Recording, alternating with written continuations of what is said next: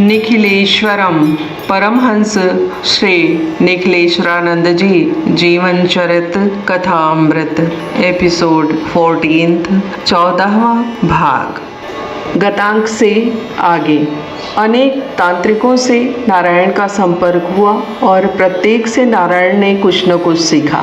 इन सभी तांत्रिकों में जो सबसे विलक्षण, तेजस्वी और सर्वश्रेष्ठ तांत्रिक था उसका नाम है त्रिजटा अघोरी। त्रिजटा अघोरी के बारे में वर्णन नारायण के ही शब्दों में प्रस्तुत है। त्रिजटा अघोरी से मेरी भेंट अचानक हो गई थी। कुछ दिनों से मेरा स्वास्थ्य ठीक नहीं चल रहा था। मैं एक गांव में ठहरा था और स्थानीय वैद्य से दवा सेवन कर रहा था। मैंने अपना वास्तविक परिचय उन्हें नहीं दिया था। स्वास्थ्य थोड़ा संभलने लगा और मैं भ्रमण पर भी जाने लगा। प्रातः भ्रमण का मुझे शौक है जो आज तक चल रहा है। मैं स्नान, संध्या आदि से निवृत्त होकर गांव के बाहर एक पहाड़ी पर स्थित मंदिर को देखकर दर्शनार्थ उधर बढ़ चला। दुर्गम एवं फिसलन से भरी हुई चढ़ाई थी। मेरी सांस भरने लगी, हाँफने लगा, किंतु उस मंदिर को देखने का लोभ संवरण न कर पा रहा था। मंदिर गांव से 3-4 मील दूर सर्वथा जन शून्य स्थान पर था। ऊपर पहुंचा तो थककर चूर हो गया था। वैद्य जी ने मुझे ज़्यादा चलने फिरने को मना किया था, किंतु मैं उनकी आज्ञा का उल्लंघन कर बैठा। मंदिर तक पहुँचते पहुँचते मैं अर्धमूर्छित होकर गिर पड़ा। पता नहीं कितनी देर तक मैं वैसे ही पड़ा रहा, किंतु जब आँख खुली तो सामने खड़े व्यक्तित्व को देखकर चीख सा पड़ा और यह व्यक्तित्व थे त्रिजटा अघोरी। भयंकर गेंडे सा काला अवनूसी शरीर और शरीर पर भी बड़े बड़े बाल, सिर पर लंबे बाल, पर उन बालों को 3 भागों में बांटकर चोटियां गुथी हुई थी। ललाट पर एक बड़ा सा सिंदूर का तिलक, भयानक मोटी मोटी रक्तिम आँखें, छोटे छोटे किंतु फौलादी हाथ। पूरे शरीर में वस्त्र के नाम पर मात्र कमर से बंधा हुआ मृग चर्म। भयानक डरावना शरीर, ऐसा व्यक्तित्व था त्रिजटा अघोरी का। मुझे अपनी स्थिति का भान हुआ और पछताया भी। इधर आने से पूर्व गांव वालों से जानकारी क्यों नहीं ले ली। अब इस प्रकार सोचना विचारना तो व्यर्थ था। प्रकृति मुझे जिस रास्ते पे धक्का मार रही थी, मुझे ठेल रही थी, उधर जाना ही था। मैंने हृदय में साहस का संचार किया, उठा और मंदिर के प्रांगण में जाकर खड़ा हो गया। भैरव मंदिर था। सामने भैरव की विशाल विकराल मूर्ति थी। मैंने अपना ध्यान त्रिजटा अघोरी की ओर से हटा लिया और अपने आप को प्रकृति के हवाले कर दिया। पद्मासन लगाकर बैठ गया, प्रार्थना करने लगा। संसृति कूप मनल्प मघोनि निदाघ निदान मजस्रमशेषम प्राप्य सुदुःख सहस्र भुजंग विषैक समाकुल सर्वतनोमं घोर महाकृपणा पदमेव गतस्य हरे पतितस्य भवाब्धो त्वां भजतो मम देहि दयाधन हे मदभैरु पदाम्बुजदास्यं संसृत सिंधु विशाल कराल महाबल काल भखग्रसनार्दं व्यग्र समग्र देयं कृपणं च महामदनक्र सुचक्र हतासुं संसृत पन्नग वक्त्र भयंकर दंष्ट्र महाविषदग्ध शरीरं प्राण विनिर्गम भीति समाकुल मन्वमनाथमतीव विष्णुणं मोह महाकुहरे पतितं दययुद्धर मां जितेन्द्रिय कामं त्वां भजतो मम देहि दयाधन हे मदभैरु पदाम्बुजदास्यं। मेरी आंखें बंद थी। स्तुति समाप्त कर जब आंखें ऊपर उठाई तो देखा पास में ही अघोरी खड़ा था। विकराल लाल नेत्र, क्रोध से अंगारवत चलता हुआ बोला, तेरी यह हिम्मत कि इस अपवित्र चोले से भैरव की स्तुति करे? नार की कीड़े, मलेच्छ नीच! मैं यथासंभव क्रोध को सीमित रख रहा था। यह बात नहीं थी कि मैं डर रहा था। सामान्य डर तो पहली बार देखते समय लगा था, बाद में तो मैं निर्भय हो गया था। क्या कर सकता है यह? अघोरी ही तो है। होगा, इसके पास तांत्रिक विद्या होगी, मारक प्रभाव होगा, पर मिट्टी का लोंदा तो मैं भी नहीं हूँ। उठ खड़ा हुआ। उसके मुंह से अजस्र गालियां निकल रही थी। वह मुझे उकसाना चाहता था, क्रोध में लाना चाहता था। तांत्रिक विद्या में प्रतिपक्षी का क्रोधित होना, चोट करने की भावना होना जरूरी है। अक्रोध पर तंत्र निष्फल हो जाता है। जिन्हें तंत्र विद्या का सामान्य आवश्यक ज्ञान नहीं है और किसी दुष्ट तांत्रिक से पाला पड़ जाए तो उस समय उसका सबसे बड़ा हथियार अक्रोध ही होता है। क्रोध रहित व्यक्ति पर तंत्र का प्रयोग निष्फल होता है। इससे पूर्व मैं तांत्रिक रहस्यों को जान चुका था, किंतु मैं तांत्रिक प्रयोग का सहारा लेकर मंत्र विद्या को धूमिल नहीं करना चाहता था। यथासंभव मैं शांत ही रहना चाहता था, पर जानकार को क्रोध आना नैसर्गिक है, जबकि उस पर अनुचित दबाव पड़ रहा हो। धीरे धीरे मेरे मन में भी क्रोध का संचरण होने लगा। अजीब परिस्थिति थी। मैं लगभग शांत सा खड़ा था। मुझे शांत देख अकारण ही वह क्रोध से तप्त हो रहा था। उसके होंठ बड़बड़ा रहे थे। अब गालियां निकलनी बंद हो गई थी और उसने स्तंभन प्रयोग चालू कर दिया। इसके माध्यम से सामने वाले व्यक्ति के मानस को अपाहिज बनाकर गुलाम बना लिया जाता है। सामने वाला व्यक्ति इसके प्रभाव से ना तो सोच सकता है, ना समझ सकता है, ना विरोध कर सकता है, ना निरोध।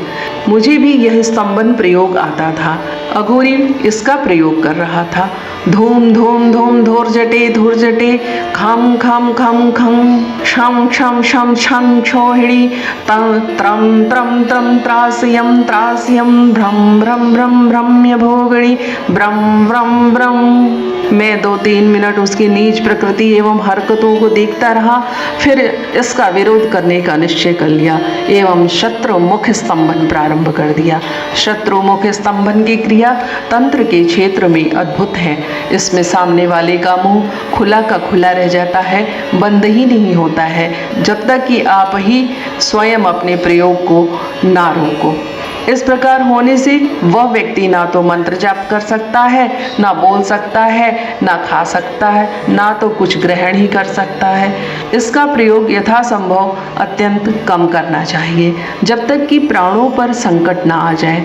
बहुत वर्षों के पश्चात इसी तंत्र का प्रयोग मुझे मजबूरी से अहमदाबाद में शक्तिनाथ तांत्रिक के विरोध में भी करना पड़ा था, जबकि उसने मुझ पर मूठ फेंक कर मार देने का उपक्रम किया था। 24 घंटे तक उनकी यही स्थिति रही।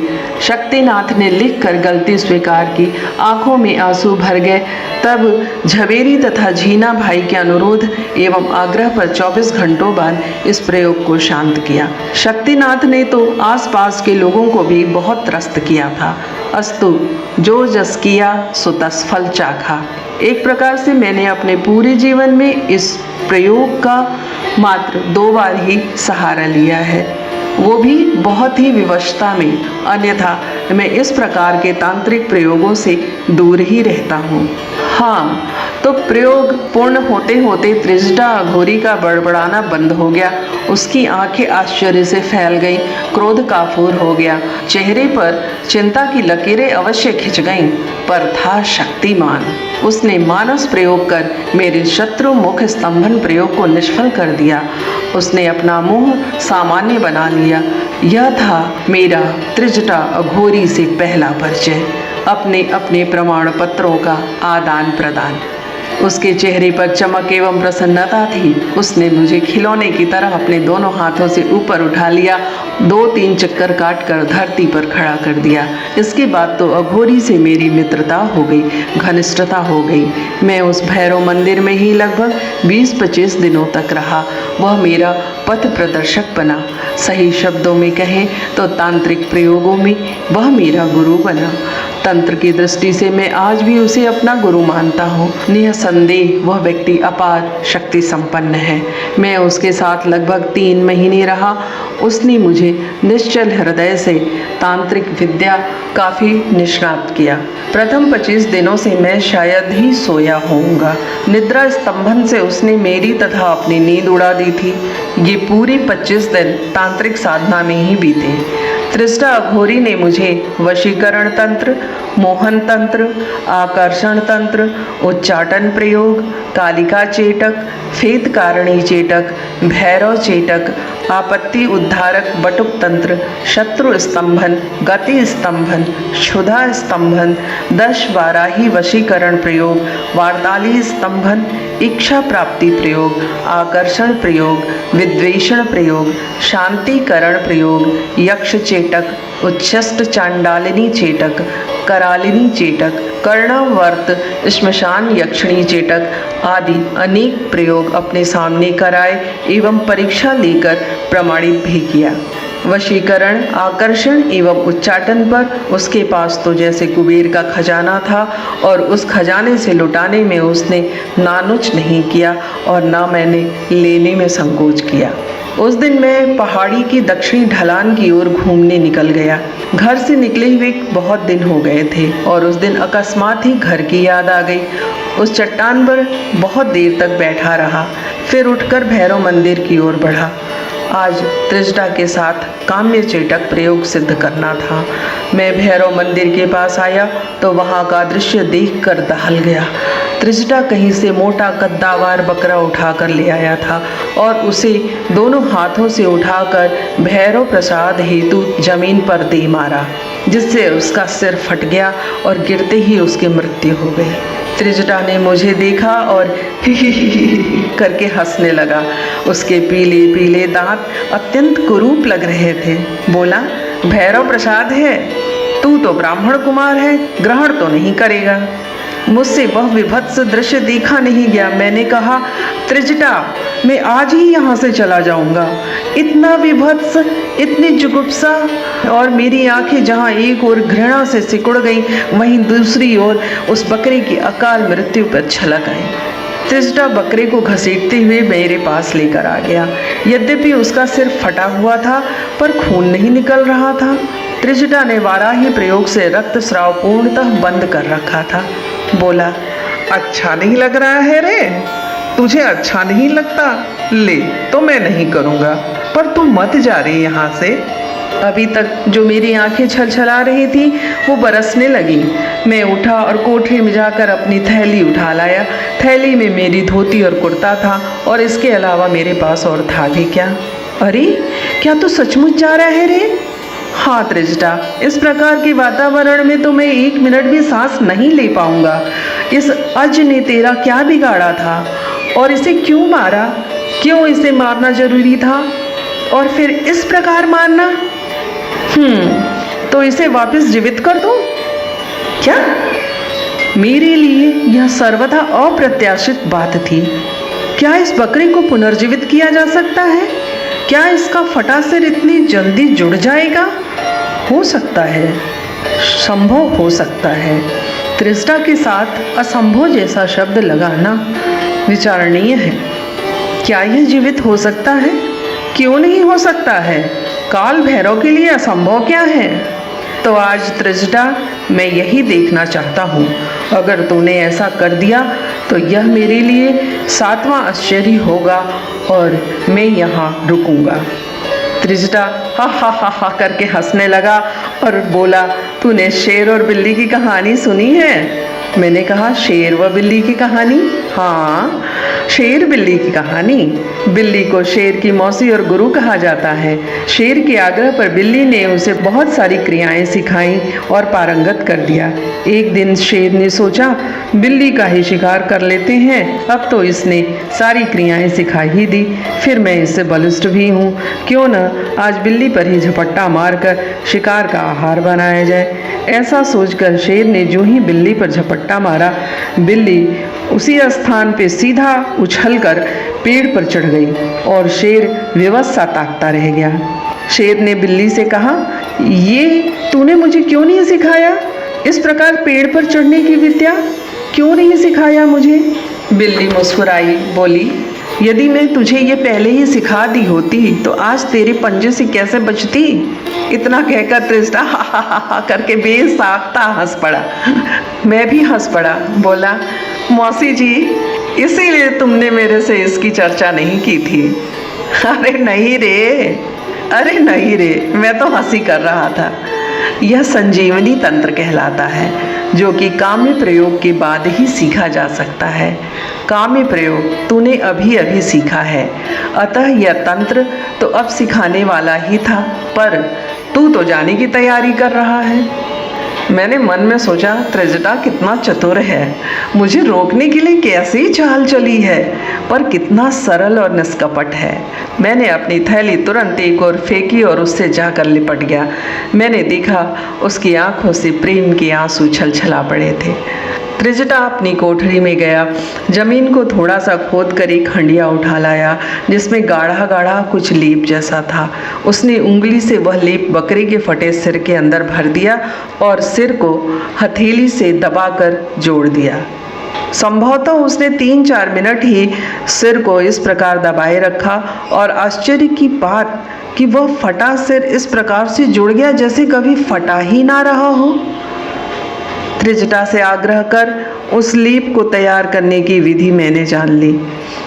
सामान्य जीवन में किसी तेज धार से लंबा सा घाव बन जाए तो उसमें यह लेप लगा दें तो घाव इस प्रकार से मिल जाता है कि पता ही नहीं चलता है कि वहाँ पर कभी घाव भी था। इससे भी आश्चर्य तब हुआ जब उसने मेरे सामने ही बकरी को लिटाकर संजीवनी तंत्र की क्रिया प्रारंभ कर दी। उसका प्रयोग लगभग आधे घंटे तक चला। पहले बकरे में हल्का सा स्पंदन हुआ, फिर थोड़ा हिला डुला और अगले 10 मिनटों में तो वह झुरझुरी लेकर उठ खड़ा हुआ। आज के सामान्य व्यक्ति इस प्रकार के तंत्रों पर विश्वास नहीं करेंगे, पर जो घटना मेरी आंखों के सामने घटित हो चुकी है उसे मैं कैसे झुठला सकता हूँ। बाद के दिनों में उसने यह तंत्र भी बिना हिचकिचाहट के सिखा उसने जरूर दिया, पर इसे सिद्ध करना अत्यंत दुष्कर और कठिन है। आखिर वह दिन भी आ गया जब मुझे वहाँ से विदा लेना था। घर छोड़ने के बाद मुझे जितना स्नेह और आत्मीयता इस त्रिजटा से मिली उतनी किसी से नहीं। लोगों के सामने उसका रूप विकराल, भयावना और डरावना था, किंतु मेरे सामने उसका व्यवहार बच्चे की तरह था। तंत्र का इतना प्रचंड विद्वान होते हुए भी हृदय से शिशुवत था। बच्चे की तरह मचल पड़ना, मनाने पर बच्चे की तरह ही किलक कर मान जाना। यद्यपि उस पहाड़ी से, उस भैरव मंदिर से, उस त्रिजटा से बिछुड़ने की जरा भी इच्छा नहीं हो रही थी, किंतु मेरा लक्ष्य यहीं तक रुक जाना नहीं था। यह तो मेरे लक्ष्य के मार्ग में पड़ने वाला एक पड़ाव मात्र था। तंत्र मेरे जीवन की सिद्धि नहीं थी। मैंने तंत्र का उच्चतम ज्ञान जरूर अर्जित किया, किंतु यह निश्चय कर चुका था कि इसका प्रयोग नहीं के बराबर करूँगा, एक प्रकार से करूँगा ही नहीं। मेरी आस्था मंत्र साधना में थी और वही मेरे जीवन का ध्येय था। जिस दिन त्रिजटा ने कहा, नारायण, अब मैं सुख से मर सकूंगा कि मुझे कोई पात्र मिला जिसमें इस प्रकार की कठोर विद्याएं सीखने की हिम्मत थी, और मुझे कितनी खुशी है कि तुम कसौटी पर खरे उतरे। कितनी कठिनाई झेली इन 3 महीनों में, किंतु तुमने मुझे संतोष दिया और उसने मुझे अपने बचपन से लेकर उस दिन तक का पूरा इतिहास सुना दिया। उसकी कहानी सुनकर तो उस पर 1000 गुनी श्रद्धा और लाख गुना प्रेम बढ़ गया। आखिर वह दिन आ गया जिस दिन त्रिजटा से मुझे विदा लेनी थी। अनमने मन से वह मेरे साथ हुआ और पहाड़ी से नीचे उतरकर रास्ते पर साथ साथ चलता रहा। लगभग 2-3 मील चलने पर जब मैंने वापस जाने का आग्रह किया तो उसने हठ किया और फफक कर रो पड़ा। उसकी आंखें बरसने लगी, चेहरा आंसुओं से भर आया और गला रूंध गया। मेरे हाथों में रतिराज गुटका देते हुए बोला, नारायण, तूने मुझे क्या नहीं दिया। मैं तो पत्थर था रे। तूने मुझे याद दिलाया कि मैं भी इंसान हूँ। तू मेरा भाई है, मेरा मित्र है, मेरा सलाहकार है और बाप भी है। तुझसे बिछुड़कर मैं शायद जिंदा नहीं रह पाऊंगा। और मुझसे लिपट कर वह फफक फफक कर रो पड़ा। विदाई की बेला भी कितनी दुखद होती है और कर्तव्य भी कितना क्रूर और कठोर। वह एकदम से पलटकर पहाड़ी की ओर बढ़ गया। निस्संदेह त्रिष्टा अघोरी शिशुवत सरल हृदय हैं, बादाम की तरह, जो ऊपर से कठोर किंतु अंदर सुस्वादु तेजस्विता युक्त, मधुर फलदायक। वे आज भी जीवित हैं। श्रम में प्रयोग से कई बार उनसे वार्तालाप करता हूँ, किंतु उधर जाने का अवसर नहीं मिल पा रहा है और न समय ही। त्रिजटा अघोरी के प्रति काफ़ी कोमल भावनाएं मेरे हृदय में हैं। उसका आग्रह सिखाने का क्रम मेरी जीवन की निधि है, मेरी पूंजी है।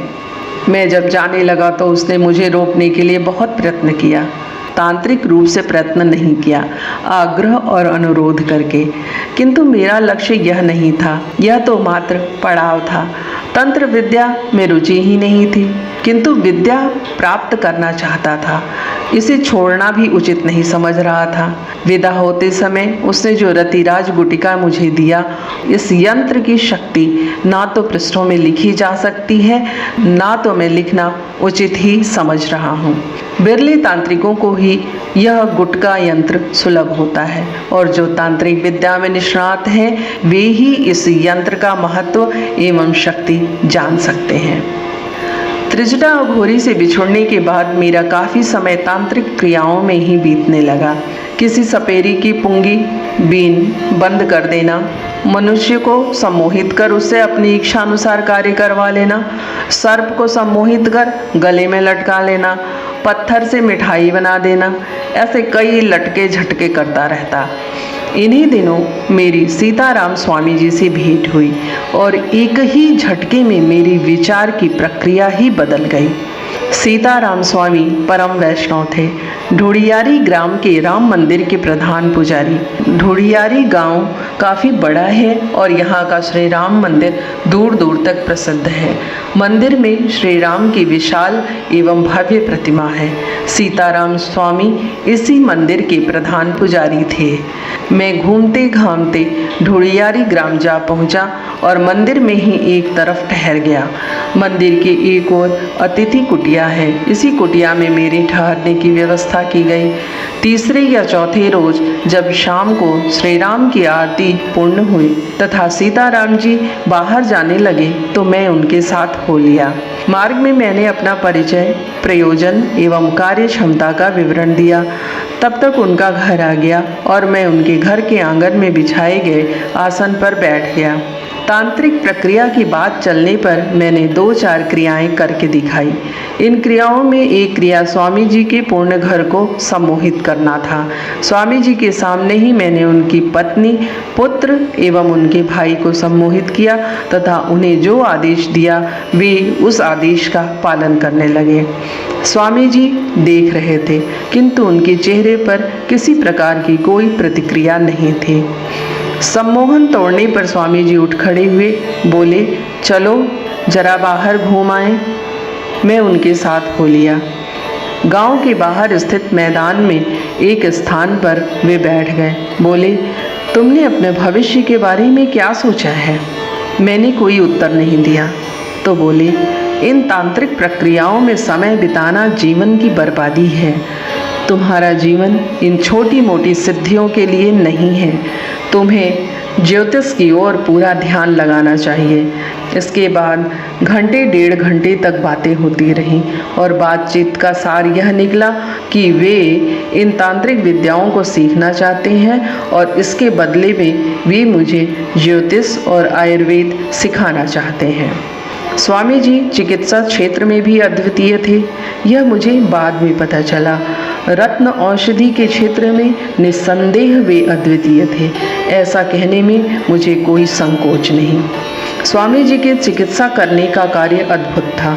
वे रोगी का हाथ या जन्म पत्रिका देखकर ग्रहानुसार एवं दशानुसार चिकित्सा करते थे और उनके बारे में यह प्रसिद्ध था कि जो रोगी स्वामी जी के आंगन तक पहुंच गया वह मर नहीं सकता है। असाध्य से असाध्य रोगों को भी वे 1-1.5 महीने में ठीक कर देते। वे एक विशेष प्रक्रिया से सूर्य गोलियां, चंद्र गोलियां, मंगल गोलियां आदि 9 ग्रहों की गोलियां बनाते। यही नहीं, वे 2 प्रक्रियाओं को मिलाकर शनि राहु गोली या मंगल गुरु गोली आदि 9 ग्रहों की गोलियां भी बनाते थे। इन गोलियों का जो प्रभाव होता था उसका मुख्य कारण था अनुपात। अनुपात भेद से प्रभाव में भी अंतर हो जाता है। ग्रहों से संबंधित जो गोलियां बनाई जाती हैं उनका संक्षिप्त परिचय इस प्रकार है। जिस ग्रह से संबंधित गोली बनानी हो उस ग्रह से संबंधित रत्न ले लो। यथा सूर्य के लिए माणिक्य, चंद्र के लिए मुक्तक। रत्न लगभग 3 से 7 रत्ती का हो, साफ हो, प्रामाणिक हो, उज्ज्वल तथा ज्योतिष की दृष्टि से वह रत्न निर्दोष हो।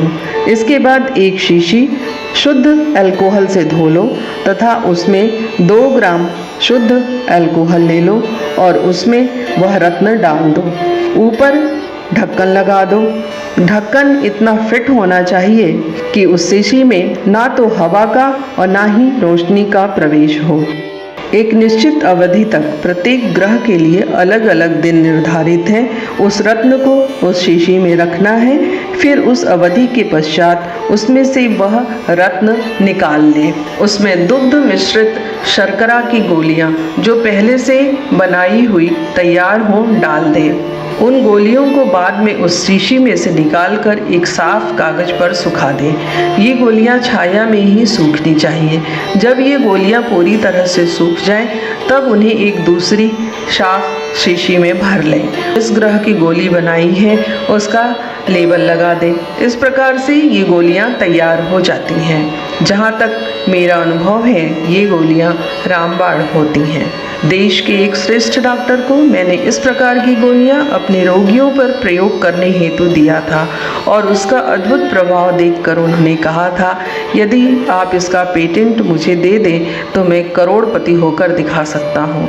किस रोग या किस रोग की किस स्थिति में किन किन रत्न सम्मिश्रण की गोलियां देनी है, सफलता के मूल में यही तथ्य है। सीताराम जी थोड़े स्वार्थी व्यक्ति थे। उनका सिद्धांत था ज्ञान या विद्या का आदान प्रदान 3 तरीकों से संभव है। ज्ञान का ज्ञान से आदान प्रदान, ज्ञान का रुपयों से आदान प्रदान, ज्ञान का सेवा से आदान प्रदान। मुझे भी उन्होंने चिकित्सा का ज्ञान तब दिया जब उन्होंने मुझसे तांत्रिक विद्याएं सीखी और सीखी ही नहीं, मेरे सामने प्रयोग करके भी देखा।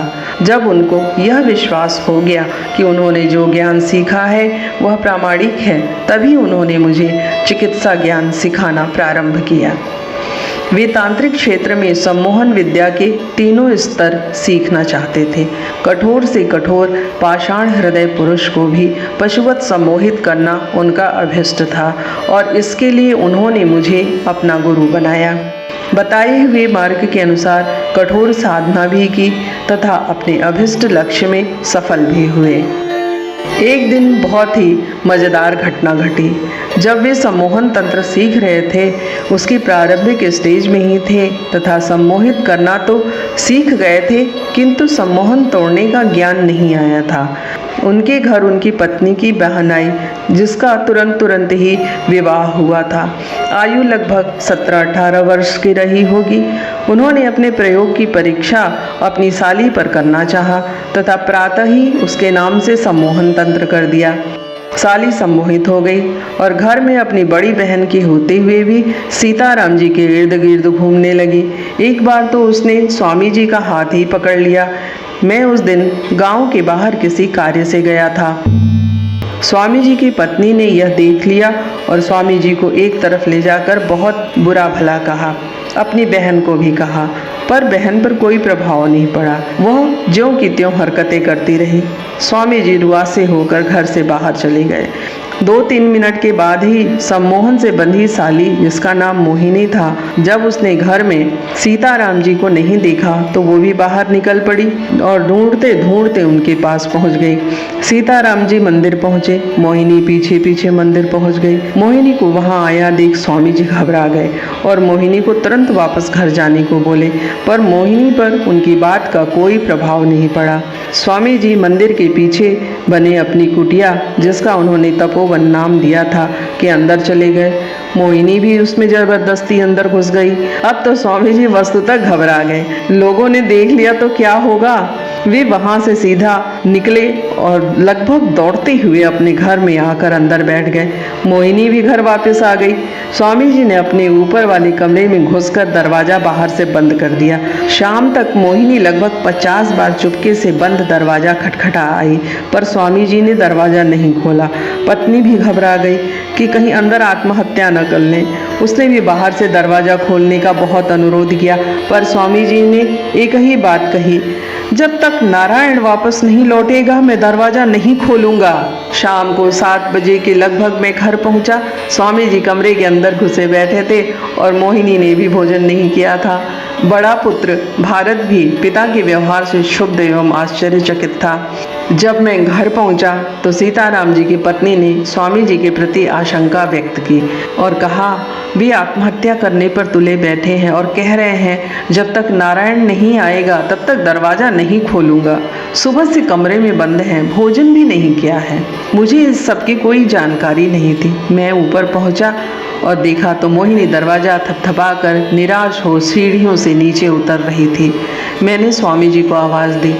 आवाज़ सुनकर बाहर आए और तुरंत मुझे अंदर ले गए और दरवाज़ा बंद कर दिया। बोले, सुबह से भूखा हूँ सो तो हूँ, पर मेरी तो इज्जत ही मिट्टी में मिल रही है। और उन्होंने मोहिनी पर जो प्रयोग किया था वह सब कहा सुनाया। मुझे उस गंभीर वातावरण में भी हंसी आ गई। मैंने कहा, सम्मोहन मंत्र तो आप सीख चुके, पर सम्मोहन उच्चाटन आपने अभी तक कहाँ सीखा? अधूरा ज्ञान ऐसा ही कष्ट देता है। फिर मैंने उच्चाटन किया और इस प्रकार सम्मोहन समाप्त हुआ। सम्मोहन समाप्त होते ही मोहिनी निर्मल अवस्था को प्राप्त हुई और जब उसने यह सब सुना तो लज्जा से गड़ गई। दूसरे ही दिन वो अपने ससुराल के लिए रवाना हो गई। स्वामी जी की पत्नी को जब इस सत्य घटना का पता चला तब उनका संदेह युक्त चित्त निर्मल हुआ और घर का वातावरण सामान्य हुआ। इसके बाद तो अधूरे ज्ञान के प्रयोग परीक्षण की स्वामी जी ने सौगंध खा ली। चिकित्सा के क्षेत्र में उनको अलौकिक ज्ञान था और नाड़ी विज्ञान में वे निष्णात थे। नाड़ी देखकर वे रोग की सही सही स्थिति बता देते थे। नाड़ी विज्ञान पर उन्होंने एक पुस्तक लिखी है जो अपने आप में अद्भुत है। कॉपी के 800 पन्नों पर उन्होंने इसके बारे में सूक्ष्मतम जानकारी, प्रयोग एवं अनुभव लिखे हैं और मैं यह कहूँ तो कोई अतिशयोक्ति नहीं होगी कि इस लुप्त ज्ञान नाड़ी विज्ञान पर लिखा यह ग्रंथ विश्व में अद्भुत है और संसार में इसकी टक्कर का कोई दूसरा ग्रंथ नहीं होगा। मेरे अनुरोध पर उन्होंने कॉपी के 800 पृष्ठ मुझे दे दिए और इस शर्त पर कि मैं इसे प्रकाशित नहीं करवाऊंगा। बाद में मेरी प्रार्थना पर उन्होंने यह कह दिया कि मेरे जीते जी इसे प्रकाशित मत करना, किंतु स्वामी जी के ब्रह्मलीन हो जाने के 1 वर्ष के पश्चात इस ग्रंथ का प्रकाशन किया जा सकता है। पता नहीं इसके पीछे उनका क्या उद्देश्य था। मैं स्वामी जी के घर 3 महीने से कुछ ज़्यादा ही रहा। इस अवधि में उन्होंने मुझसे अनेक प्रकार की तांत्रिक विद्याएं सीखी और मुझे चिकित्सा का ज्ञान दिया। पिछले 2-3 वर्षों में मुझे अस्थमा रोग की सफलता पर यश मिला। उसके मूल में इन स्वामी जी का ही नुस्खा था। इस प्रकार के सैकड़ों नुस्खे उन्होंने मुझे सिखाए, अपने सामने प्रयोग किया, नाड़ी ज्ञान दिया, नौली क्रिया समझाई, जड़ी बूटियों से परिचित कराया। वस्तुतः स्वामी जी गुप्त धन्वंतरी थे जिनका लाभ सही रूप में संसार नहीं ले सका और वे स्वयं प्रच्छन्न ही रहना चाहते थे। पर उनकी कीर्ति का प्रमाण नाड़ी विज्ञान हस्तलिखित ग्रंथ मेरे पास है और समय मिलने पर उसे संपादित कर उनके ही नाम से प्रकाशित करा सकूंगा तो उनके प्रति मेरी सच्ची श्रद्धांजलि होगी। एक दिन उसी गांव में घूमते घामते बाबा हरिओम आ गए। उनसे साक्षात्कार हुआ, परिचय बढ़ा और आगे की यात्रा के लिए मैं उनके साथ आगे के मार्ग पर बढ़ चला। हरिओम बाबा मानसरोवर जा रहे थे। मेरी भी कई दिनों से साध थी मानसरोवर जाकर कैलाश पर्वत के दर्शन करने की, शिव स्थल में विचरण करने की। किसी का साथ चाहता था और जब सुना कि हरिओम बाबा मानसरोवर जा रहे हैं तो मुझे मनोवांछित स्वप्न साकार होता हुआ प्रतीत हुआ और मैं उनके साथ हो लिया। यहाँ मैं बाबा का संक्षिप्त परिचय दे दूं। बाबा सही अर्थों में औघड़दानी थे, पूरे मस्त मौला फक्कड़। प्रसन्न हो जाए तो अपना सब कुछ लुटा दे, पहनने के कपड़े भी, और अगर नाराज हो जाए तो सामने वाले का चीर हरण कर दें। कोई दया ममता नहीं, कब उनका मानस परिवर्तित हो जाए कुछ पता नहीं। उनके सत्संग से कई छोटी मोटी चोटों के निशान मेरे शरीर पर उनकी यादगार के रूप में सुरक्षित हैं और प्रसन्नता के क्षणों में उन्होंने जो कुछ मुझे दिया है उसके सामने त्रैलोक्य की संपदा भी तुच्छ है, नगण्य है। बाबा ब्राह्मण शरीर थे। उत्तर प्रदेश के काशी के आसपास के एक गांव में उनका जन्म हुआ था, ऐसा उन्होंने एक बार बताया था। जब वह 13-14 वर्ष के थे तभी घर से निकल पड़े थे और आज तक वापस घर नहीं लौटे। हिमालय ही उनका घर बन गया। हिमालय का चप्पा चप्पा उनके ध्यान में था। इस एपिसोड में इतना ही। प्रेम से बोलिए हो श्रीमन नारायण नारायण नारायण।